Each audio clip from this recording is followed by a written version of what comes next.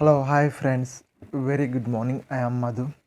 Friends, మనం ఇప్పుడు ఈ వీడియోలో దేని గురించి తెలుసుకుందామంటే మనము కొత్త పీపుల్తో ఏ విధంగా చాలా లౌడ్గా ఏ విధంగా మాట్లాడాలో తెలుసుకుందాం.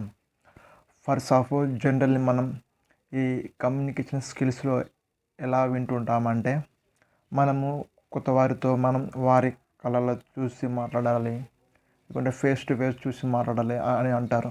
కానీ ఒక స్టమరింగ్ పర్సన్ నార్మల్గా మాట్లాడడానికి కష్టపడతాడు. సో అదే పర్సన్ ఒక కొత్త వారితో ఏదైనా టాపిక్ గురించి కానీ లేకుంటే దేని గురించి మాట్లాడినప్పుడు కంపల్సరీ టెన్షన్ పడతాడు. అప్పుడు స్టమరింగ్ అనేది చాలా ఎక్కువ వస్తుంది.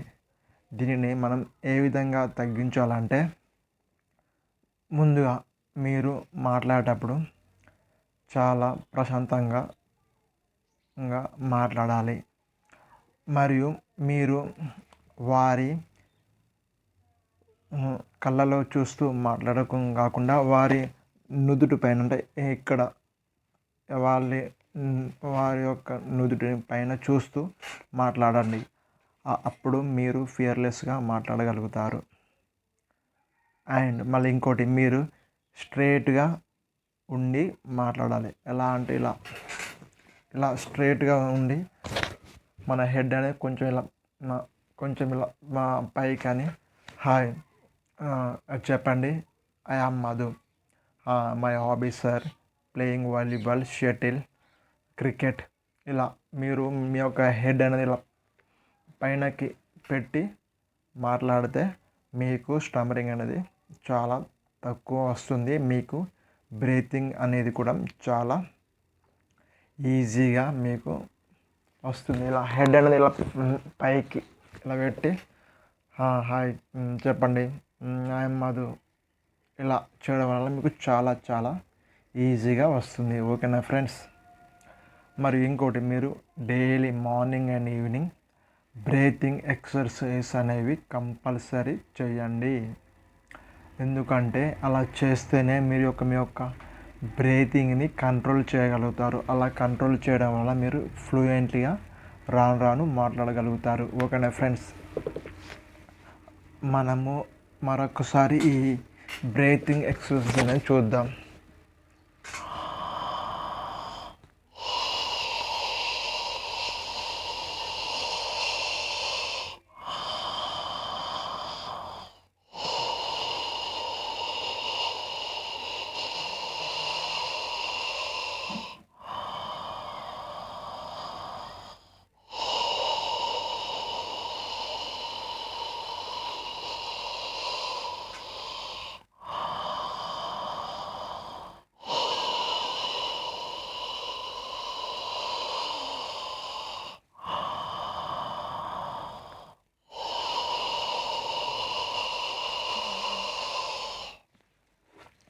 మీరు ఇలా daily morning 2 minutes, evening 2 minutes, కుదిరితే మధ్యలో లంచ్కి ముందు కూడా చేయండి. ఇలా అంటే లోపలికి నోరు ద్వారా ఎయిర్ తీసుకొని మన చెస్ట్ పైన చేయి పెట్టుకొని ఇలా స్ట్రైట్గా ఉండి మళ్ళీ బ్రీత్ అనేది నోటి ద్వారా బయటకు తీయాలి. ఇలా చేయడం వలన మనము చాలా వరకు మన యొక్క కంట్రోల్ అనేది వస్తుంది ఫ్రెండ్స్. మరియు ఇంకోటి, మనం ఈ బ్రీతింగ్ ఎక్సర్సైజ్ కానీ ఈ టిప్స్ అనేవి కానీ మనం ఒక 1 week 2 week చేస్తాం. మనం జనరల్గా ఏం అనుకుంటామంటే నేను ఆల్రెడీ ఒక 2 weeks చేశాను కానీ నాకు స్టమరింగ్ అనేది తగ్గట్లేదని మీరు ఫీల్ అవుతారు. అలా కాదు. మనము చిన్నప్పటి నుంచి అంటే ఇప్పటి వరకు ప్రజెంట్ ఒక 15-14 years నుండి స్టమరింగ్ మాట్లాడి ఒక్కటేసారి నార్మల్గా అంటే అస్సలే కుదరదు.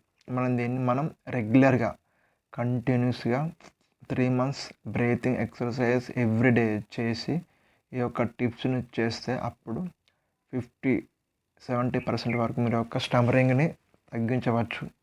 సేమ్ ఇలాంటి ఎక్సర్సైజ్ బ్రీతింగ్ అనేది కంపల్సరీ డైలీ చేయాలి. మీరు కనుక ఒక 6 months కంటిన్యూగా బ్రీతింగ్ ఎక్సర్సైజ్ టిప్స్ అని మళ్ళీ ఇంకోటి ఏదైనా షాప్స్కి వెళ్ళి నాకు ఇది కావాలి అది కావాలని వారితో మాట్లాడడం, మీరు ఇవన్నీ చేస్తేనే మీకు కంపల్సరీ 100% స్టమరింగ్ అనేది తగ్గుతుంది. ఓకేనా ఫ్రెండ్స్? Thank you friends. మీకోసం మీ యొక్క కింద వాట్సాప్ గ్రూపును క్రియేట్ చేశాను, మీరు అందులో జాయిన్ కావచ్చు. లింక్ కింద description. Okay friends, thank you. Have a good day.